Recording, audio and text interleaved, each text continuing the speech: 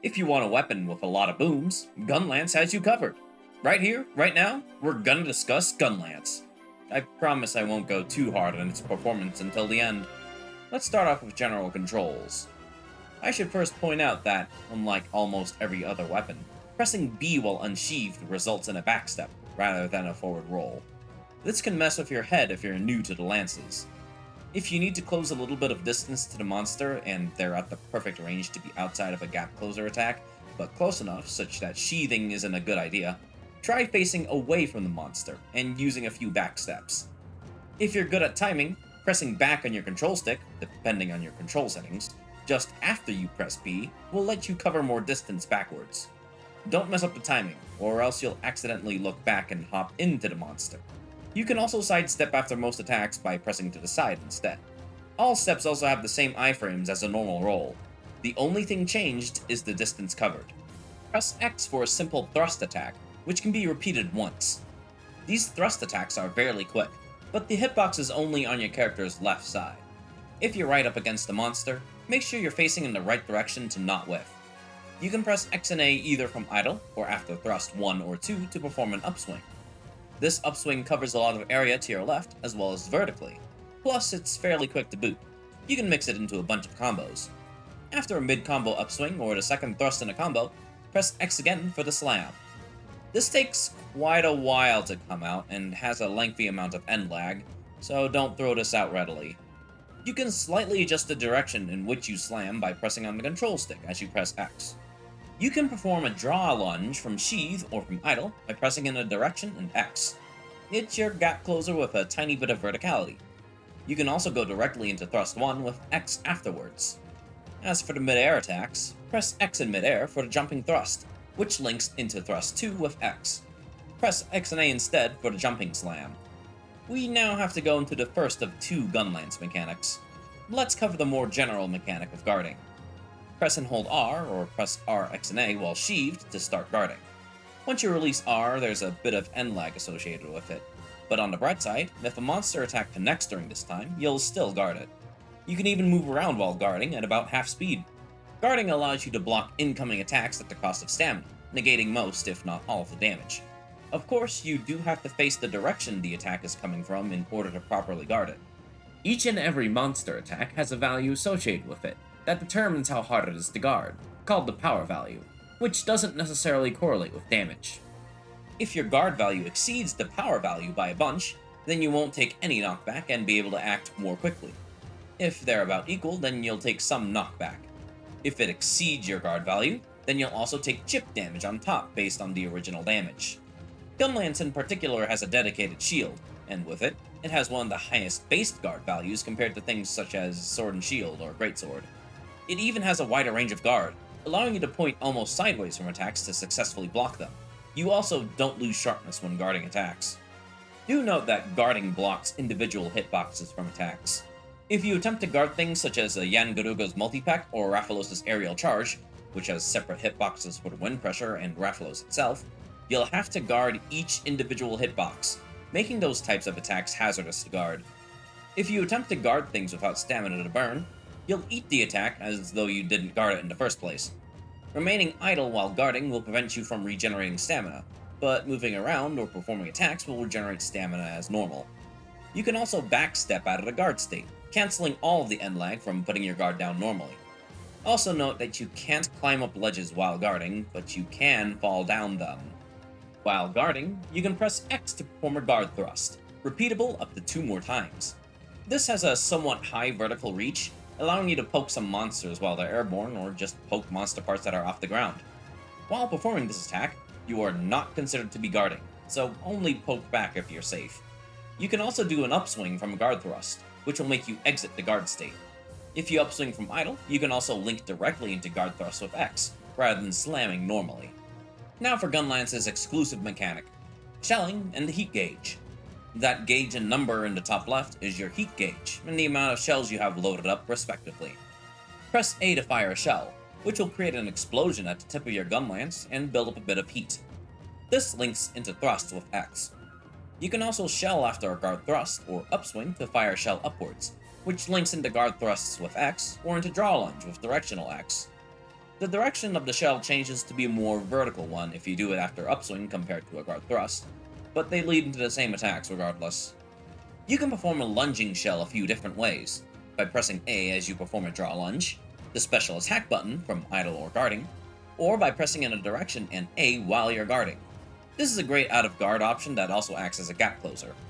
If you perform a lunging shell off a ledge, you'll fire the shell midair, and can follow up with a jumping slam by pressing X. You can perform a charged shell if you press R and A mid-combo, boosting its damage. This is rarely useful, however. One last shelling technique. Pressing A after a slam will cause you to do a full burst, eating all of your loaded shells and creating a bunch of explosions, one for each shell. It's good for both building heat and dealing a bit of damage after a slam. Don't try to shell when you have no shells left. You'll be stuck in a short "I got no bullets left" animation, so always keep an eye on your shell count. You can reload your shells in one of three ways. Press A after a step dodge, or while guarding, or simply press the special attack button while idle and empty to fully top off. Do note that this will take a while to do, so reload is best done on windows or if you're out of the monster's reach. You can perform a quick reload after you shell or charged shell by pressing A right after, which only loads one shell. Not extremely useful. You can perform a slam after a quick reload by pressing X, or immediately shell again by pressing A. If you go off of a ledge with a draw lunge, you'll reload one shell, if able, while performing the jumping reload slam. I shouldn't have to mention this, but despite the name Gunlance, shelling does not produce a projectile. To reiterate, it creates an explosion, which itself damages the monster. Also, you don't have to take anything in your item pouch to shell as Gunlance. You just have infinite ammo. As you shell, your heat buildup will move from yellow to orange to red. Orange and red heat grant you 15% and 20% attack respectively, and it doesn't affect your shell damage, to be clear. Only stabbing with the pointy end is affected. Ideally, you want to be in red heat as much as possible, but orange heat does provide a sizable boost over yellow heat. All attacks, including shelling attacks, will cool down your Gunlance as you use them. Cooling down also happens gradually over time, and even while you're sheathed. If you shell while you're at the far right end of the gauge, you'll overheat, causing the heat gauge to reset back to 0 and be locked for a little bit, shown by the pulsing marker. So, is there a way to lock your heat other than overheating? Yes. Press X and A while guarding, after any slam, after a full burst, or after a third guard thrust to initiate a Wyvern's Fire, which saps a bit of heat before locking it, so make sure you're well within the red zone before using this. You can adjust the direction of the Wyvern's Fire during the windup by pressing left or right on the control stick. Wyvern's Fire is also extremely laggy and takes a while to come out, limiting its use to be down window finishers or alternatively when the monster transitions areas. Despite the looks, Wyvern's Fire is actually 4 separate hits, and so is not a good wake-up attack. Don't believe me? Watch the Hunter art gauge here as I use Wyvern's Fire. Wyvern's Fire cannot be used while your heat gauge is locked, either from using a Wyvern's Fire previously, or from overheating, so keep that in mind.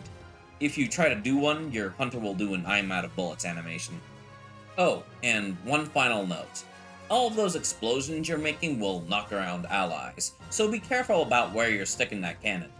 Try to use upward shelling in multiplayer environments to reduce the chances of stray shots hitting your allies.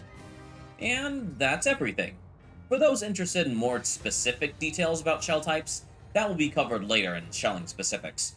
For now, let's cover general Gunlance strategy. Despite having shells that deal fixed damage, you still want to play Gunlance like most other weapons. Try to hit the weak spot with the pointy end of your weapon. You'll want to stay right under the monster at all times, especially given Gunlance's lack of mobility options. Position and aim well while you're thrusting, lest you whiff, and make the most use out of your upswings to finish off combos, and use shelling to extend combos and build heat. Guarding with your Gunlance is deceptively difficult. Not game-wise, but mechanically. You'll want to know when to approach with your guard up versus when you'll want to just sheath and attempt to reposition. Gunlance doesn't have many repositioning tools outside of Hunter Arts, so getting caught guarding with your stamina low will usually make you get hit more often than not. Not all attacks are worth guarding either. Try to ask yourself whether you'll be in a better position when you guard upcoming attacks versus just sheathing to reposition to dodge a big attack. Related to guarding is how to approach monsters. Because Gunlance's mobility is not there at all, you'll have to make good decisions to approach monsters effectively. As I mentioned before, backstepping towards the monster can be effective if the monster is at an awkward mid-range. Or otherwise, you should consider sheathing if the monster's far enough away and isn't about to attack you. Your draw lunge attack can be effective while you're idle and the monster's close, or if you're guarding, you can perform lunging shell to immediately gap close from the guarding state. This is occasionally useful to, for example, quickly move under a monster to get away from a dangerous frontal attack. Early in the hunt, when you don't have much heat build up, you want to mix shelling with your thrusts. Don't use quick load and spam shells. It's much faster if you do 1 or 2 thrusts before you shell each time. The best time to reload is when you can't really position yourself more effectively, or if it's not safe to approach the monster at a given moment. Basically, if the monster is far away, or if it's actively attacking you and you're already in a good position to punish. You will also rarely have good opportunities to use Wyvern's Fire, as it is incredibly end laggy, so it's best used as a combo finisher, and also only when you have the right amount of heat to lock. Otherwise, not locking your heat isn't the end of the world. Just make sure you manage your heat enough so that you don't overheat or dip in heat too much. To make one thing explicitly clear, shell spam with Gunlance and Endgame is not generally recommended, as the damage output is not great. Think of it this way. Your weapon gains many more bonuses compared to your shells, such as affinity, attack, element, motion value, and most importantly, the heat gauge. Shelling, by contrast, thus doesn't do much. Shelling is relatively better in low and high rank, but that's the nature of fixed damage. And for those who expect fixed damage to fare better against monsters with bad hit zones, this is somewhat true, but those are the exception rather than the rule. Now for the combos. To build up heat rapidly, try to turn up the heat. Thrust 1 or 2 times, then shell, and loop back to thrust. Rinse and repeat until you're out of shells. Mixing in thrusts as you're shelling does reduce your overall heat gain a little, but it's more effective than just pure shelling. If you're already at a somewhat high heat, or if you're out of shells during a good damage window, try Conflagrant Rush. Thrust, thrust, upswing, backstep, then loop back into thrust. The upswing is a great way to squeeze in damage compared to the slam, so sprinkling it into your combos is a good way to put out DPS in good windows. Don't forget to use backstep to readjust your position if you need to. The slam is a good way to end the combo too. If your heat is locked, shells loaded, and you have a good window for damage, try Burning Blitz. Loop Draw Lunge, Thrust 1, Thrust 2, Upswing, Upward Shell, and back into Draw Lunge. This combos shells fewer times, meaning that you'll drain heat, but it retains sharpness more readily. Beware of accidentally moving past the monster whenever you lunge. And that's it for the essential combos. You can certainly be more creative with a few combos, but make sure you don't eat an attack while you're, say, using a Wyvern's Fire or something. Now, this is usually the place where I'd put some cool facts about Gunlance, but I've covered a few of them already. Instead, how about some tips about guarding? You instinctively know that you should face the direction of incoming attacks to guard them, right? Monster roars are different, irritatingly enough. Some monster roars emanate from the center of the body, such as Rathalos, while other roars come from the monster's actual head, like Lagiacrus or Uragan. Rule of thumb, if a monster comes from the more modern games, Monster Hunter Try and later, then face the head. Otherwise, face the center of the body. There are a few exceptions to this, such as Tigrex or Ukamos, though. Certain monster attacks, including but not limited to ones that shoot out gas or beams, are innately unguardable, no matter which direction you face. In those cases, don't think about using Guard Up, the armor skill. Just eat the attack, or save an absolute readiness for those, or just position out of the way. There's a lot of solutions for those kinds of attacks. If you're having trouble determining which way you should guard an attack, look at the way your hunter is knocked back after eating one. That's the direction you should face.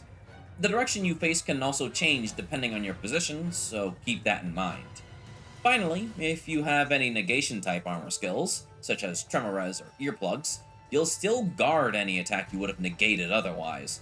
This is because the game checks for armor skill immunity after guarding attacks, so try not to waste stamina on things you choose to negate. Alrighty, let's move on to the other styles, starting with Striker.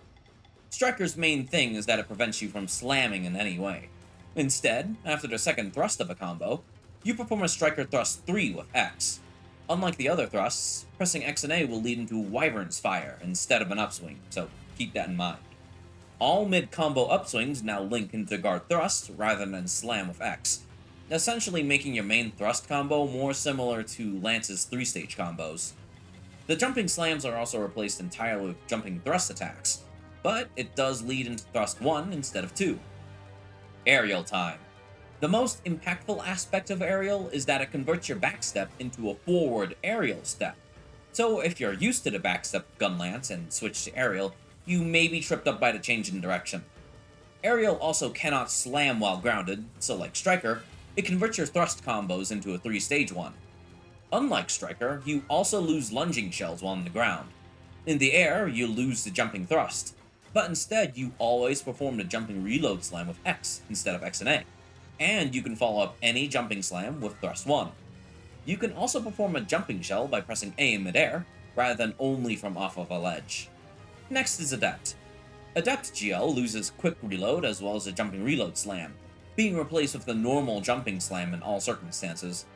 Additionally, unlike most other Adept weapons, you receive the Adept Guard instead of the Adept Dodge. The Adept Guard is more complex than the Adept Dodge, so let's quickly talk about it. Press R to start an Adept Guard. When using an Adept Guard, your hunter will wave your shield around instead of immediately getting into a guarding position. If an attack connects immediately at the start of the animation, you'll perform an Adept Guard, immediately negating the attack entirely, no matter how strong it is. It's basically Guard plus Infinity.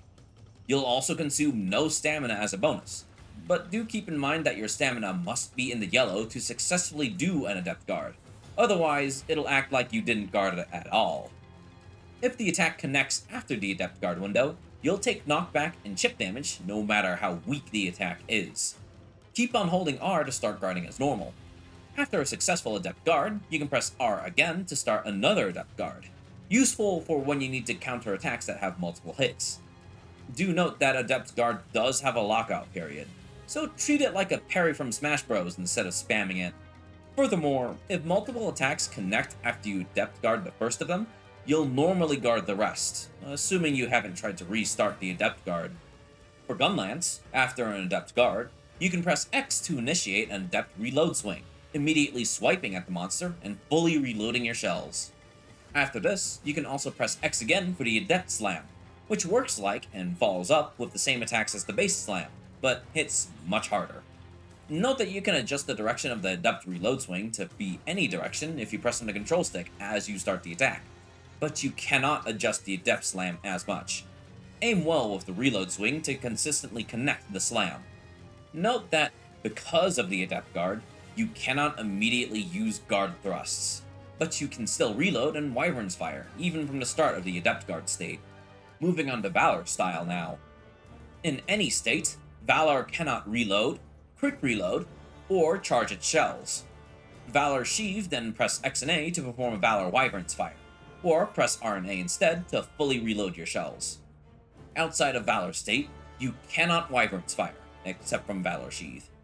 Pressing R and A from idle, guarding, and after other attacks will perform a Valor single load, loading a single shell while protecting yourself with a guard point, which is slightly stronger than normal guarding. You can perform the Valor single load even if you're fully loaded, but you can only follow this up with a shell with A outside of Valor state. From Valor Sheath, you can perform the Valor reload swing with X, also loading a single shell while swiping. You can follow this up with a slam with X. You can also fire a single shell with A after a Valor Sheath. Inside of Valor state, your Valor single load is enhanced to the Valor super load, gaining 3 effects. The first is that you'll now load multiple shells at once depending on shell type. The second is that your guard point is stronger than before, and you don't consume stamina with a guard point if you don't take knockback. Finally, you can also chain into a slam with X, or even a draw lunge with X and A. You can also chain into the Valor Superload for more attacks, weaving in guard points wherever you deem necessary in between your attacks. Your slam can also loop back into Thrust 1, making it more worth it on downed monsters.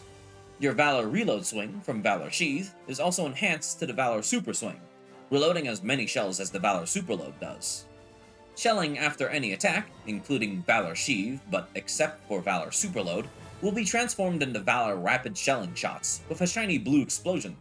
These shots take one less sharpness than usual, and can lead into more shelling attacks if you mash A. The startup for Valor rapid shelling is also reduced, and each consecutive shell's power is boosted. After at least 2 Valor rapid shells, you always link into Thrust 1, otherwise linking to either Thrust 1 or Guard Thrust as normal. Full bursting in Valor state is also enhanced, dealing more damage with each shell depending on how many shells you have loaded. Wyvern's Fire performed not from Valor Sheave also has a reduced startup, making it faster to combo into. Valor Gunlance essentially makes shelling much more powerful in every aspect.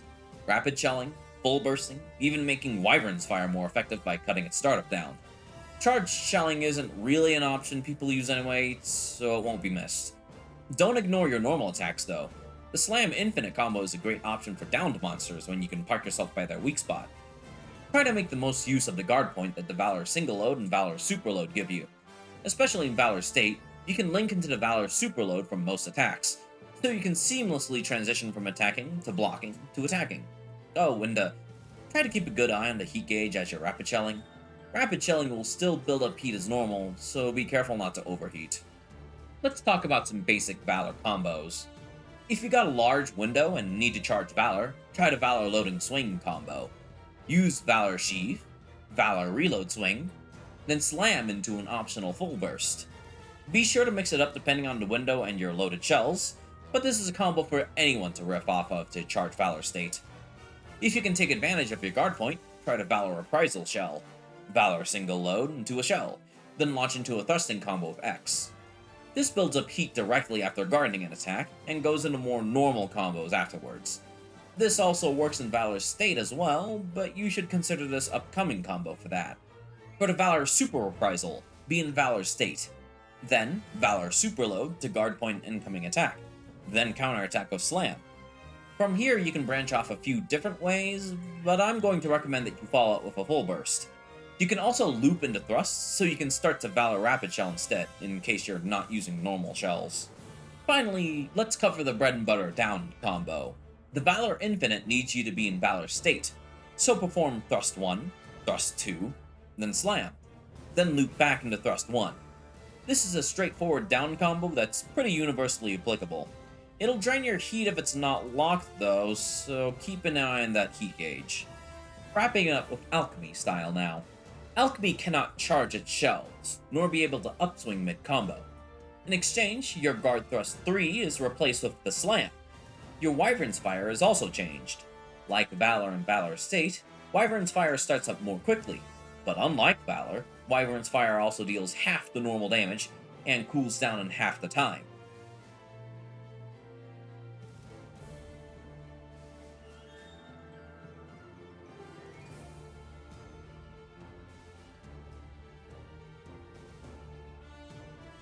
Like other Alchemy styles, you can bring out the Alchemy barrel after any step with R and Y. Oh, and the Slam charges the Alchemy gauge more quickly. After that full burst of style knowledge, we should reload with a meta-analysis. If you've kept an eye on the damage of Gunlance's attacks, you might notice that they're extremely low. Your strongest attack, the Slam, hits for a measly 36% of your attack, and is also laggy as heck. Keeping that in mind, alongside the difficulty of guarding some attacks, and it should be no surprise that Adept Gunlance triumphs over all the other styles. The Adept Slam hits hard, plus it frees you from having to use the guard armor skill, as long as you have good timing on your Adept guards, not to mention less stamina use than normal. Aim your Adept reload swing well so your Slam also connects, but also don't overcommit on getting the Slam. Landing the reload swing is much better than getting hit, right? And try not to get yourself into an Adept Guard guessing game against certain monsters. That's a surefire way to normally guard things, or worse, screw up entirely and get hit by a fast attack. Position yourself in a way that baits out the same move consistently, or just guess. I hope you're lucky. Everything not Adept Gunlance loses a bit of power, but next is Valor. Valor Gunlance holds a strong niche in that it's the choice for when you want to focus on shelling, but it's also great if you want to play a more conventional style. To reiterate, shelling is generally worse than stabbing in this game, but Valor GL at least salvages some power by making Wyvern's Fire faster to use, and boosting the power of the occasional shell combo. The Valor Superload is versatile and effective at guarding, And the infinite loop from slams to thrusts back to slams is a better lot than what Gunlance typically gets. All the shelling techniques and improvements also make it a decent choice for when you need to break through tough or flying monsters, and it also makes Shell's shell types more useful. Normal with constant full bursts, while long and wide get rapid shelling. And also, being able to Valor Sheath to reposition from danger is good, and it's certainly better than normally sheathing as Gunlance. Striker comes in just under Valor. Striker's loss at a slam is great, since it's awkward using that outside of Adept and Valor anyways. Because of this, the third HA slot you get is effectively free, and Gunlance does have a few okay arts to run. Losing the slam, and therefore the full burst, does make normal type shell more awkward to build heat with, however. The final styles are just kinda average, for Gunlance's level of power at least. Guild Gunlance is fine. It's perfectly fine. Any issues you'd have with Guild Gunlance would mostly extend to Gunlance in general, so relatively it just suffers from the classic GU problem of most styles are upgrades from Guild instead of side grades. It's not offensive, nor does it have any problems that aren't shared with Gunlance in general. 2 Hunter Art slots are fine. Aerial Gunlance is also fine. The aerial step can throw people off hard, including me because I get confused when I don't backstep with the lances. But seen another way, it gives Gunlance mobility that it doesn't normally have. Being able to follow up the aerial slam into thrust attacks is also cool, alleviating the typical aerial problem of not being able to do anything on the ground. Guarding is also unchanged, allowing you to approach monsters more or less normally. The 1 HA slot isn't a problem either. Alchemy Gunlance's main draw is a faster Wyvern's Fire, but this is a trap. If you're looking to use Wyvern's Fire for heat locking, the halved cooldown time puts a wrench in that idea. Whereas the halved damage for a shelling focus is halved damage. Additional minus points for preventing me from upswing mid-combo. Upswings can be fit in a bunch of places, so Alchemy removing it effectively removes some chances to squeeze in some extra damage on tight windows. At least you can link into the slam from guard thrusts, but overall this is just overshadowed by Striker unless you want to use full bursts without having to run Blast Dash. Speaking of Blast Dash, we should cover the Hunter Arts now. Dragon Blast is a huge explosion that deals several hits of scaling fixed damage. Make sure to land the initial hit of the explosion, as it deals the most amount of damage. Any follow-up hits are just gravy. Increasing ranks of this Hunter Art makes it faster to charge, and gives it more hits. You also automatically guard incoming attacks while you use this Hunter Art. Blast Dash fires a shell backwards, launching you forwards at high speeds. You can then slam when you land, dealing big damage. The distance you travel increases with rank.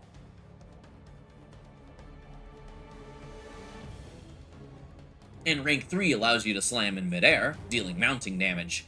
The shell you fire at the start of the Hunter Art can also damage monsters, but it's a measly 24 fixed damage regardless of shell type. Dragon Breath, yes, I know, 2 arts have names that start with dragon and a word that starts with B. I hate it too. Has you channel heat through your Gunlance, after which your heat gauge is maxed out and locked. Unlike what the game says, your shelling is improved in a somewhat odd way. Rather than directly boosting the power of the shell, whenever you shell, another explosion takes place that deals its own instance of damage. This separate shell has a normal shell-like hitbox, which doesn't mean anything to you right now, but basically you can miss with this separate explosion. Increased ranks means increased effect duration. You can use this Hunter Art regardless of whether or not the heat gauge is already locked to boot.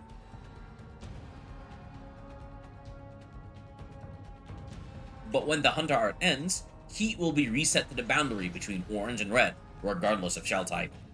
Anti-Air Flare opens with a guard point protected reload, then follows up with a full burst in the air. If Wyvern's Fire is available, release a Wyvern's Fire right after. You wrap up the sequence with another guard point assisted reload. Increasing ranks in the Hunter Art grants an increased multiplier to damage, as well as maintaining more heat when the Wyvern's Fire is used. You also cannot overheat during the Hunter Art, and you deal 300% stagger damage to airborne monsters. It wouldn't be much of an anti-air flare otherwise. Analysis time. Dragon Blast suffers from the same problems that Sonic Smash does, and by extension, all offensive Hunter Arts. It's a brick most of the time, and unlike Hunting Horn, you can't give yourself free windows through stunts to use this. At least it has a bit of utility by letting you guard automatically during it, but a full downed combo on a monster's weak spot will tend to outdamage this. Blast Dash gives Gunlance a good old injection of mobility, which it sorely needs. Use this to gap close, or even blast yourself away from the monster if they're about to explode or something. It's extremely cheap, and it doesn't need a large window to be effective. 3 powerful slams also won't go unmissed. Just don't go blasting yourself past the monster into an area transition or something. Dragon Breath offers a good bit of utility. It not only allows you instant red heat, but it also can save your heat gauge from being at 0 to making it at max instantly, which can be nice. For those focusing on shelling, the secondary explosions, no matter how weird they are still extra damage, which shelling does need badly to close the gap between it and conventional attacking. AA Flare is a damage art that's actually a utility art, since it quickly raises then locks your heat.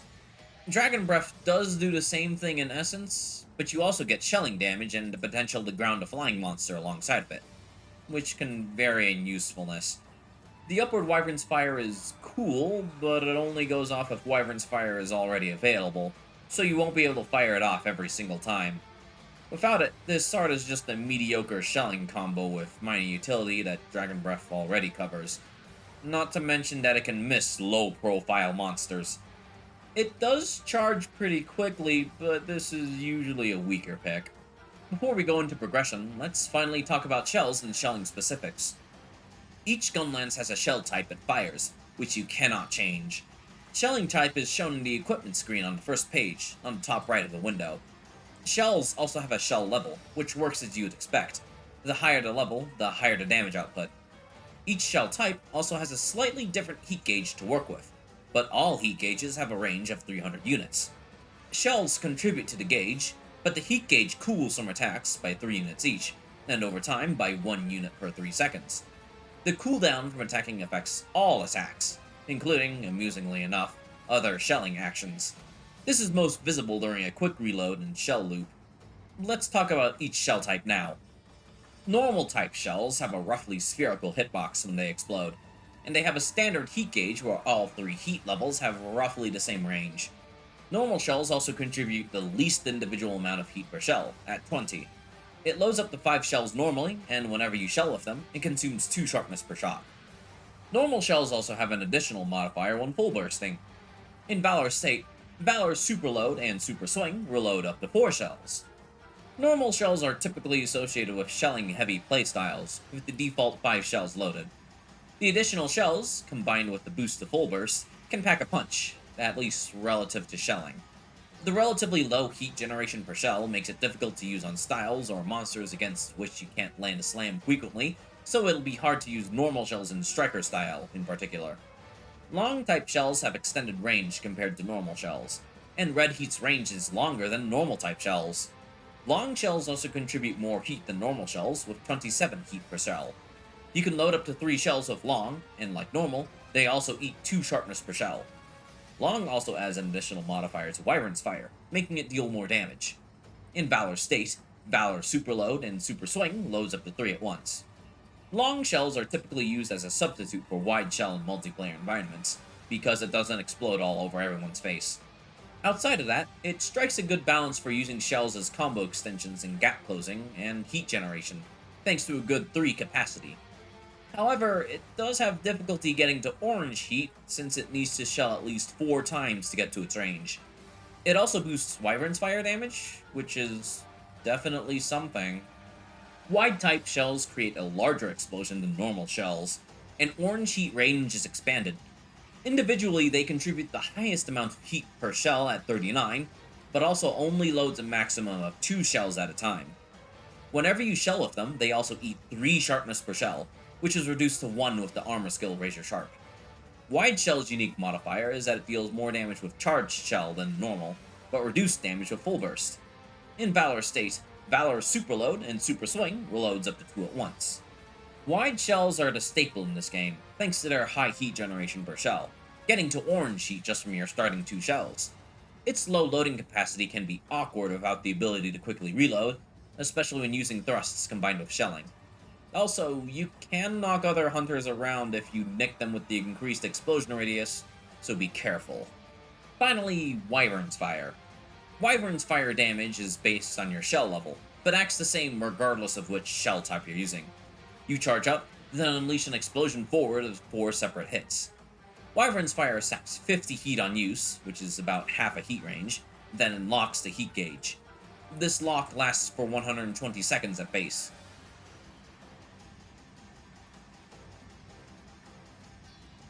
To echo previous sections, Valor's state reduces the charge time to 33% of normal, while Alchemy's style does the same, but also halves the damage and cooldown time, making it 60 seconds instead. As a side note, overheating locks the gauge for 60 seconds as well. Progression time. Gunlance doesn't need special skills, unless you're exclusively shelling, but if you want to do that, wait for in-depth progression. Normal progression is the same thing as other Blade Masters. Petrified Gunlance into Obsidian Gunlance into Elder Gunlance. Armor is bog standard. Buja into Rathalos Mix, into high rank Rathalos Mix S, into Senator Cross. The Rathalos Mix sets are greatly preferred over the more standard Rathalos sets, because Razor Sharp will help maintain your sharpness in the midst of shelling. As always, low rank starts off with the Petrified Gunlance, which offers a good balance of attack, sharpness, and shelling early game. Village 2 grants you access to the Iron Gunlance, which offers green sharpness and normal shelling, as well as the Rogue Gunlance, Great Macau's Gunlance, which offers wide shelling instead for greater heat generation. Be aware that wide shells do eat more sharpness, so you might end up chewing through your sharpness more than normal if you shell. Don't forget Bujaboo for an early source of attack power. Village 3 offers upgrades to the Petrified Gunlance, granting it green sharpness and a shell level upgrade, as well as to the Rogue Gunlance, doubling its green sharpness. You also gain a variety of elemental options, including the Bug Gunlance Fior Nulo R for fire, Nebulsnarf's Type 62 Stormlance for water, Kezu's Full Voltage for thunder, and Lagombi's Lagombrator for ice. In Village 4, the most important upgrade you can get is the Senator armor from Shogun Senator. The Razor Sharp it offers is quite potent on Gunlance, reducing all sharpness costs from shelling to 1, regardless of type, making you sweat much less when it comes to shelling. You can also opt to gem an Artillery Novice if you have 2 extra slots on your talisman or weapon for shelling play. With Nargacuga in this rank comes its hidden Gunlance. You can get to it from the Bone Gunlance into the Scissor Gunlance. It's got a high amount of green sharpness, while its long level 2 shells are easier to generate heat with than the Iron Gunlance, which itself gets normal level 2 shells combined with a long length of green sharpness. It's got a higher base attack as well, making it a decent choice for shelling focused play. Your elemental tech options for this rank are Fior Nulo R, Type 62 Stormlance, and a Lagombrator. Village 5's access to the Fated 4 means you'll get access to Yukio no Yamiwo from Mizutsune, Gameth's Giant's Artillery, and Astalos' Verdant Rook as elemental tech options. The Striker's Gunlance is a solid option here with its 130 attack and decent green. As an alternative choice for Thunder, you also have Lagiacrus' Lagia Burst. You also gain access to Rathalos, and more importantly, his mix set for access to Razor Sharp, so get on that. Village 6 gets you access to the Jaya Gunlance from Seregius, whose Blade Scale Hone gimmick greatly assists with maintaining Gunlance sharpness, and can hit hard if you can somehow maintain blue sharpness. If you get to Hub 3 and pick up Absolute Readiness from Wyvern Sandrunners, that'd be even greater. The Burning Cabera from Glaveness is your primary fire choice, and the rest of the Fated 4 follow suit with other upgrades as well. The Thunder option is a bit contentious, with Lagia Burst and Zenover's Usurper's Roar all competing with the Verdant Rook, so choose based on your shell preference. Breaking into high rank, we have the Jaya Gunlance upgrade, doubling its blue sharpness and slightly boosting its attack. The Fated 4 also follow suit with various upgrades, making them fine elemental tech choices. The Bone Gunlance gets a special shout-out for gaining normal level 3 shells, so for you shelling Gunlance users out there, consider that. Also, if you ever find a Worn Gunlance while you're out there, keep it for later, as one of the upgrades is a great answer for an upcoming quest. In Village 8, the Obsidian Gunlance crests as a hardening option, and also swaps from normal shelling in its base petrified form to long shelling, making it better for playstyles that don't focus on shelling. Senator S is an up-to-date armor option for Razor Sharp and conventional play, which can also be gemmed in with Artillery Novice if you have 4 slots between your weapon and charm. If you don't, drop the level of crit eye and use the armor slots instead. Zamtrios' Sea Diver and Blangonga's Helsting are your elemental check choices. Your shelling Gunlance of choice is the Scissor Gunlance, which mainly gains 2 slots over the Bone Gunlance, but you can stick with the Bone Gunlance if you so prefer. Village 9 brings back Rathalos and his armor set, as well as his mix set for normal Gunlance play. It also provides you with Tigrex' Tiger Blast, an upgrade from the Bone Gunlance, which hits seriously hard with 200 attack and a solid length of blue sharpness, as well as wide shells for easy heat generation. If you have Hyper Monster access from hub quests, the Obsidian Gunlance is a side grade with no negative affinity for consistent damage, at the cost of swapping to long type shells. Your elemental tech choices for this rank are Agonactor's Flamethrower, Plesioff's Marine Fisher, Astalos' Verdant Rook, and Gameth's Giant's Artillery, with an alternate ice option in Blangonga's Hellstinger if you have Hyper Blangonga materials. For shelling play, you gain access to Celtis' armor set, which is somewhat misleading because it needs Celtis Queen parts. It's got both Razor Sharp and Artillery Expert, as well as chip damage negation and Hero's Talisman, which is just nice. The shelling gunlance in this rank is Quetzalcoatl's Arriagada, which has a high 190 attack, decent sharpness, and normal 3 shells. Village 10 upgrades the Jaya Gunlance into the Riotous Gunlance. It offers white sharpness and long shells combined with its dodge to sharpen mechanic, so if you can maintain the white sharpness, it'll be good for ya. The Fated 4 also gives their own Gunlances upgrades if you defeat their hyper counterparts. For those sticking around in high rank after defeating Urgent Diablos, the Tigrex Gunlance is a worthy first choice to easily make before fighting Deviants. It packs a punch, even if its sharpness might dip into blue every now and then. As is tradition, however, the Powder Keg Brewer from Hellblade Glaveness is the staple general choice with its balance of attack, blast, and sharpness. The only bummer is that it has normal shells, which can put a damper on your sharpness if you constantly use full bursts with its relatively thin white sharpness. The Grimclaw Burst solves this by exchanging the blast for slightly longer white sharpness and wide type shelling, making it ideal for longer single monster hunts where blast falls off. The Snow Baron Gunlance is a good choice for shelling, as it has normal 4 shells, so if you shelling players want to go out of your way for that, there's that option. As for armor choices, there's Silver Rathalos' Silver Soul set, as well as the related Haya Soul set for village completionists. Into G rank we go with the Elder Gunlance. It's a mainstay, but the thin white sharpness may be a bit of a pain to work around with wide type shells. If you want to swap out for something else, try the Discovery Gunlance, which has a much more workable 40 white sharpness and has some affinity, fire damage, and slots as a bonus. The Lagombaratrix is a solid ice option, if you need a specific answer for Nebelsnarf. G2 grants you Senator Cross, which is a great choice to just take all the way through to endgame if you need to, when you gem in Weakness Exploit. As for weapons, the Elder Gunlance gets upgraded to the Sage Gunlance, and gets much more white sharpness, making sharpness maintenance much easier. The Scissor Cannon is your main option for shelling here, which has more sharpness and an additional slot over it. You can also get Zamtrios Cross as a slightly early shelling set, with the important disclaimer that you could make a better one if you mix for it. And also, shelling falls off hard going into G rank, and especially against hyper monsters. As for Lao Shanlung, your main answer for him is the Deus Obelisk, created from that worn gunlance I told you to hold on to earlier. The massive amount of dragon it has allows you to sit under his stomach and deal loads of damage, and it also has triple slots for any specialized anti-Lao set. If you didn't get lucky enough to get a worn gunlance, and if you don't want to farm for one, get Velstrax's Dragonstar Benet instead. Its long white sharpness and OK Dragon make it a decent substitute. G3 has a surprising raw attack option in the form of Fior Unu, which has an early 300 attack and natural purple sharpness.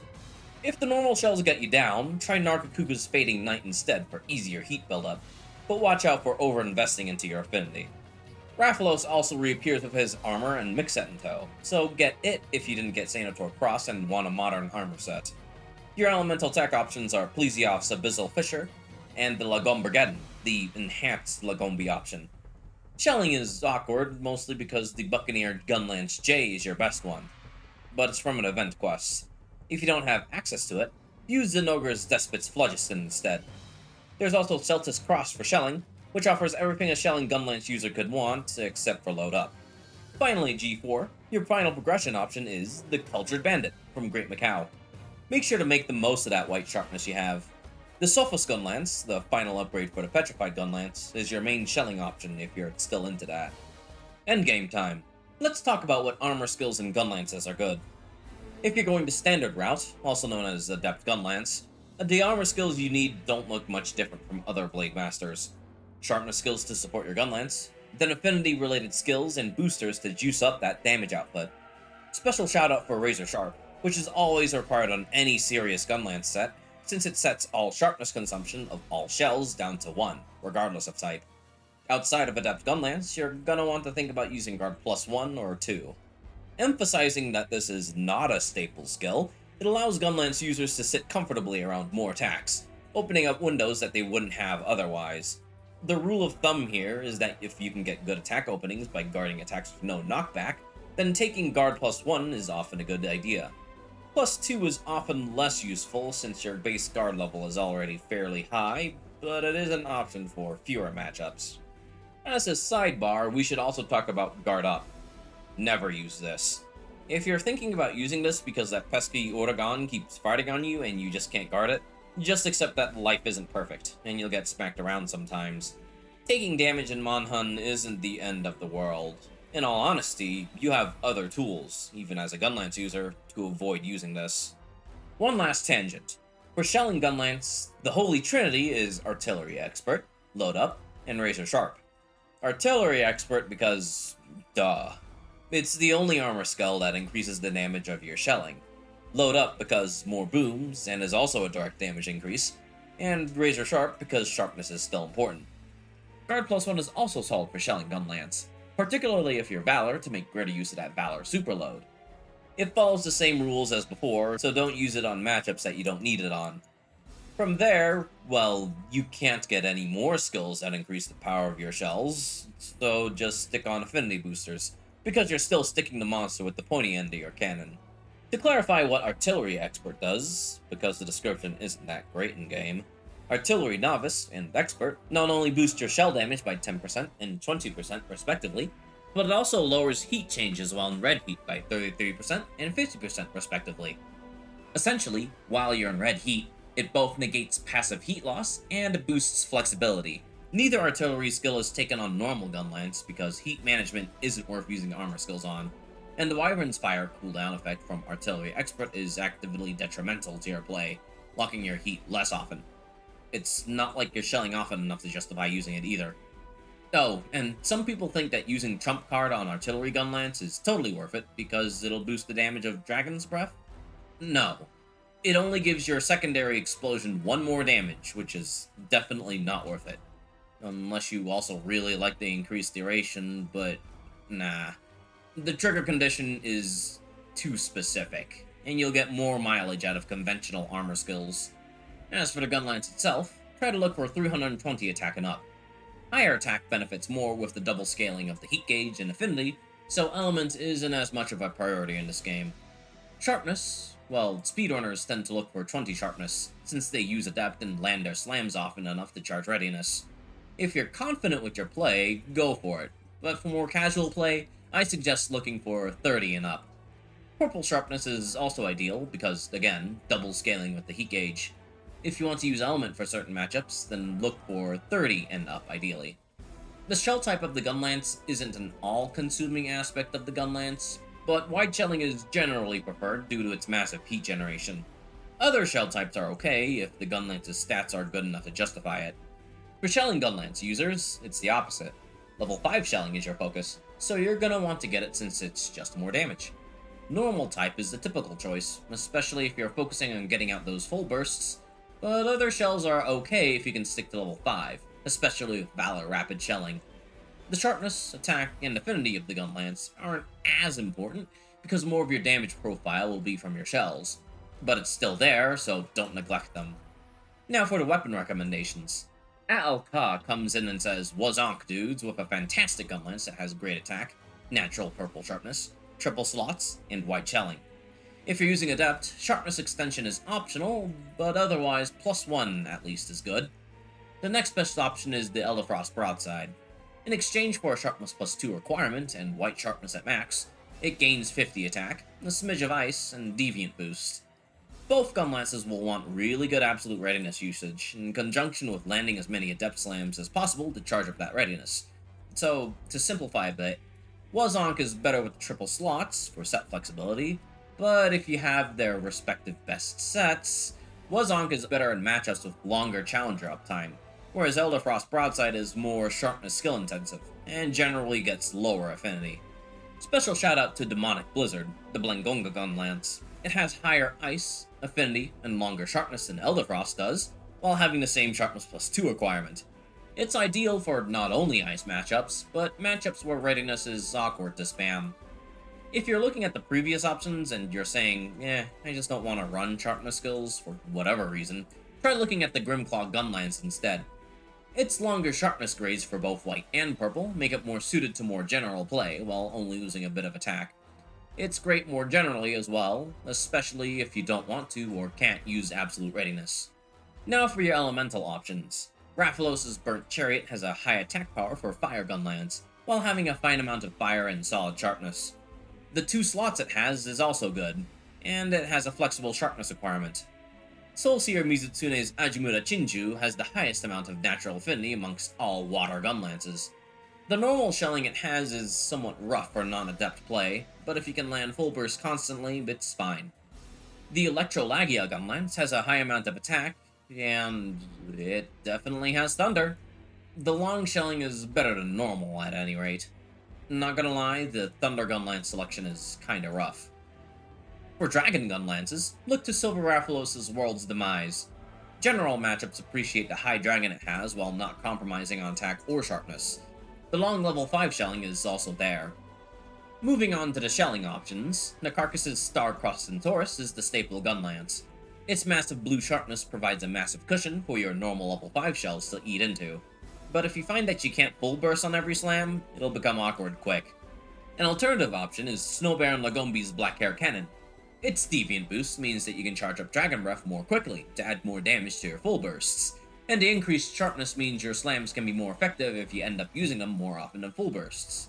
Other shell level 5 options for shelling include Deadeye Yan Garuga's Imperial Cataclysm for long, and Crystalbeard Urugan's Diamant Burst for wide. If you're uncomfortable with the base green, look to Furious Rajang's Demon Lord Bombardier. Finally, the status options. Dread Queen Rathian's Rathian Burst has a decent array of stats in natural purple. High poison means your pinprick of a gunlance will poison relatively quickly. For Para, it's Volvidin Shatter Cannon. It's the only non-normal shell gunlance amongst the para gunlances, and I doubt you'll be shelling a bunch when you're trying to para. For sleep, 2 options. Malfestio's Sleeper Archduke has lower sharpness and only normal shells, but 42 sleep is really high. Nersilla's Shadow Nurcusp is the more conventional option, with long shells and long base white sharpness. Blast is Hyperbrachiodios' Volta Annihilator, which is the only wide shell with more than 300 attack. Thanks, Crimson Fatalis. I can finally talk about Gunlance's performance. It's objectively bad. With the shelling unique to Gunlance, you can clearly see the designer's intent, right? You can shell and not have to worry about bouncing off of hard monster spots. In a vacuum, this is an okay idea, but in reality, they forgot to give Gunlance any damage at all. Oops! And other weapons also have tools for not bouncing off of hard monster spots. Your poking, while fast, pales in comparison to other weapons' poke-type attacks. Not to mention your strongest attack, the Slam, takes an eternity and a half to come out, has end lag, and only does about 75% more damage than the thrusts. Not something you want to see as your strongest quote-unquote damage option. And to hit the nail on the head, shelling isn't exactly great. G-rank monsters, and especially Hyper and Deviant monsters, will quickly outpace the damage with their health pools, and normally reloading is crazy slow. It's the constant curse of fixed damage. Meanwhile, Charge Blade is running around out there with scaling fixed damage, and even on that weapon, it's not your largest form of damage. Gunlance's mobility is also non-existent, and with monsters only getting faster, Gunlance's lack of tools in its base kit means that guarding is often your only form of defense. And it's not even that hot, especially if Hyper Monsters attacks chipping through guard. Gunlance has been like this for a solid decade. Someone at Capcom is deliberately keeping Gunlance down, which makes me think that they're all a bunch of Gunlance mains that truly fear what they have created. Amusingly, or depending on your point of view, despairingly, Gunlance in GU manages to acrobatically backflip and jump around all the tools that often make other weapons broken. Gunlance doesn't get a game-warping hunter art like its big brother Lance did, nor does it get a style that breaks the game in two like Longsword does. Your best style gives you 3 guards and a stronger attack that still takes a while to do. It's good, but it's certainly not Valor heavy bowgun or something. Gunlance desperately needed a fundamental upgrade to play some catch up, and the heat gauge was going to be it until Capcom nerfed Gunlance because of it. Heck, in Generations, Gunlance shelling was somehow even weaker because their shell damage values were cut in half. That's something Flex Tape won't fix. But the heat gauge does make Gunlance more unique, despite what you may think of it. It forces you to shell and actually interact proactively with the mechanic, rather than doing what 4U players did and just treated shelling as a pure combo extension tool. Sure, the execution was botched, but at least Gunlance is more interesting than Worst Lance with okay combo extension. Despite all these issues, it's not like you're gonna time out with every hunt you do. You just need to work a little to a lot harder. To wrap this up, I'm just gonna say, if you see a Gunlance main out there, be nice to them. They've seen some shit.